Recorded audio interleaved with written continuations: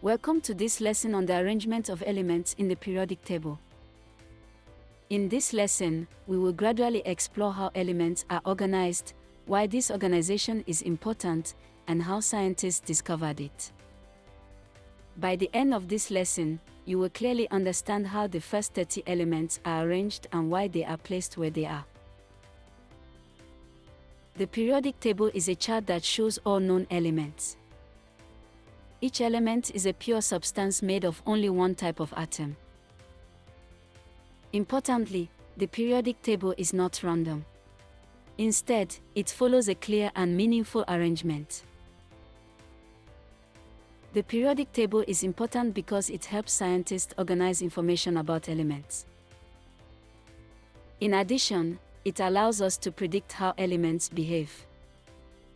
For example, elements in the same group often react in similar ways. Note: questions often ask why the periodic table is useful. Remember the keywords organize, predict, and patterns. In the early days, scientists knew about many elements but did not know how to arrange them properly. As a result, learning chemistry was confusing. Therefore, scientists began searching for patterns to organize elements better. One of the first scientists was Johann Döbereiner. He noticed that some elements could be grouped in threes, called triads. However, this method only worked for a few elements. Next, John Newlands arranged elements in order of atomic mass. He noticed that every 8 elements had similar properties. This idea was called the law of octaves. However, it did not work well for all elements. Dmitri Mendeleev made a major breakthrough.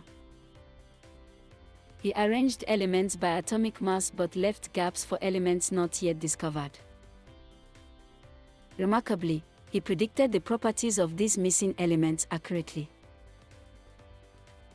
Later, Henry Moseley improved the table. He arranged elements by atomic number instead of atomic mass. This arrangement fixed earlier problems and is still used today. The modern periodic table has a clear structure. The horizontal rows are called periods. Meanwhile, the vertical columns are called groups. Elements in the same period have the same number of electron shells. As you move across a period, the atomic number increases by 1 each time. For example, sodium is element 11 and magnesium is element 12, aluminium is 13, and so on. Elements in the same group have similar chemical properties. This is because they have the same number of outer electrons. Therefore, grouping helps us predict how elements react. Now that we understand groups, let us look at the names of the main groups in the periodic table. First, group 1 is called the alkali metals. These elements include lithium, sodium, and potassium. Next, group 2 is known as the alkaline earth metals. Examples include magnesium and calcium. Exam tip: Group 1 and Group 2 elements are metals and are usually found on the left side of the periodic table. Moving forward, we now focus on the center of the periodic table. The elements found here are called transition metals. They include iron, copper, and zinc. These metals are strong, shiny, and good conductors of heat and electricity. Transition metals are often used in everyday objects such as wires, coins, and buildings. Finally, we look at 2 important non-metal groups. Group 7 elements are called the halogens. They include fluorine and chlorine and are very reactive.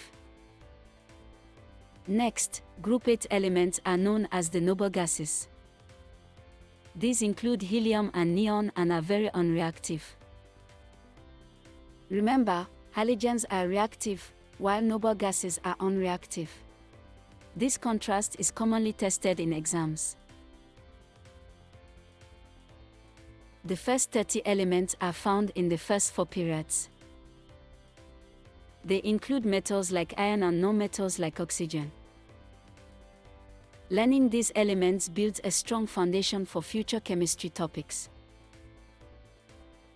Let's take a moment to test your understanding of what we've covered so far. Please choose the correct answers to the following questions. You can pause the video if you need more time and also rewatch to answer the questions.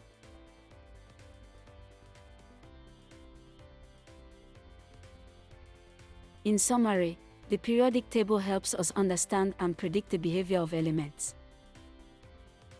It developed over time through the work of many scientists. Most importantly, elements are arranged by atomic number into groups and periods. Well done for completing this lesson.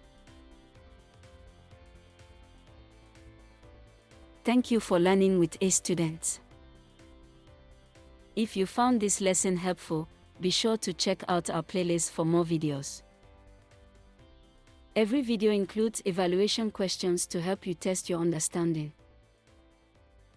Our content is perfect for homeschooling, Google Classrooms, or private tutoring. Don't forget to subscribe and click the notification bell so you never miss a new science lesson.